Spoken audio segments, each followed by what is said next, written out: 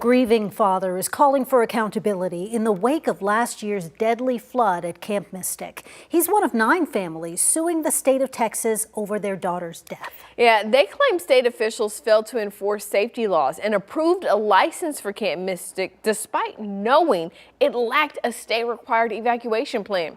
One day I told Teresa Woodward with our sister station in Dallas this tragedy could have been prevented and more lives saved.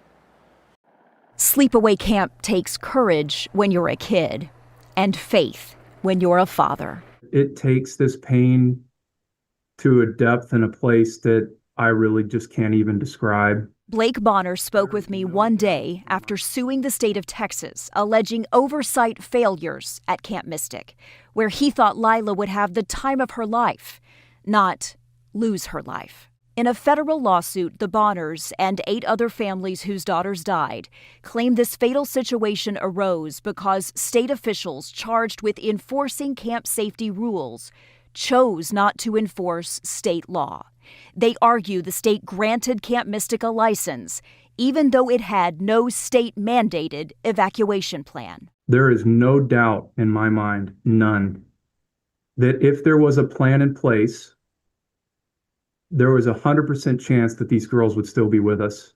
And that is going to haunt me for the rest of my life. Mystic plans to reopen this summer, not at its Guadalupe River site where 25 campers, 2 counselors, and the camp owner died, but at another site about a mile away. Before you can go back into session and host children under your custody, you must have a plan.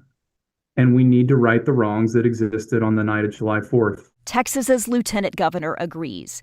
In a letter to the Department of State Health Services, he urged the agency not to issue Mystic a license. We asked DSHS for comment. We got no response. A phenomenal big sister. Phenomenal big sister. Lila was this dad's firstborn daughter. She is deeply loved and dearly missed. And just someone that we were blessed to know. And that was Teresa Woodward reporting. Blake Bonner also wanted to remind Texans that the body of one young camper from Austin, Seal Stewart, has not been recovered. Stewart's family has filed a separate lawsuit trying to keep any part of Mystic from reopening while that search continues. You can read more about that legal fight on our website, KVUE.com.